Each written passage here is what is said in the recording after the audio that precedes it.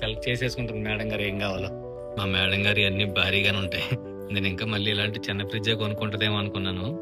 లేదు బావా, పిల్లలు పెద్దలు అవుతున్నారు కదా, సరిపోదు, ఫ్యూచర్ కోసం కూడా ఆలోచించాలని చెప్పి పెద్ద సెలెక్ట్ చేసుకుంటుంది. మళ్ళీ నేను ఈఎంఐ పెట్టాల్సిందే. ఒక ఈఎంఐ క్లియర్ చేస్తాను, వెంటనే ఇంకొక ఈఎంఐ పెట్టుకుంటాను.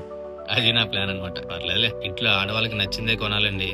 వాళ్ళకి నచ్చింది కొన్నాం అనుకో, అది ఏ చిన్న రిపేర్ వచ్చినా కూడా 10 సార్లు మనం తిప్పుతా ఉంటారు. అందుకనే కొంచెం డబ్బులు అయితే అయ్యాయి, కానీ తనకు నచ్చిందే కొనేస్తున్నాను అనమాట. చూసుకున్నారు కదా, కన్ఫామ్ కదా, ఇంక మళ్ళీ మార్చరు కదా, నన్ను ఏమనరు కదా. ఓకే. ఇక్కడ ఫ్రిడ్జ్ కోసం, దాని రేటు కోసం, ఈఎంఐ కోసం ఇంత పెద్ద డిస్కషన్ అవుతుంది. నీకేమో బెలూన్ కావాలా? ఇప్పుడు బెలూన్ కావాలంటే ఇవిడికి ఇద్దరికి కావాలా? మొత్తానికి సాధించుకున్నారా? ఇలా చూడు, మీరు పిల్లలు ఏం చేసినా ముద్దుగానే ఉంటుంది జాను, ఇచ్చేస్తారా? ఎందుకు అయ్యి ప్రతిసారి పెళ్లి రోజుకి ఇంట్లో వస్తువులే అడుగుతావు? నీకు చోలీలు, గాజులు అలాంటివి ఏం వద్దా?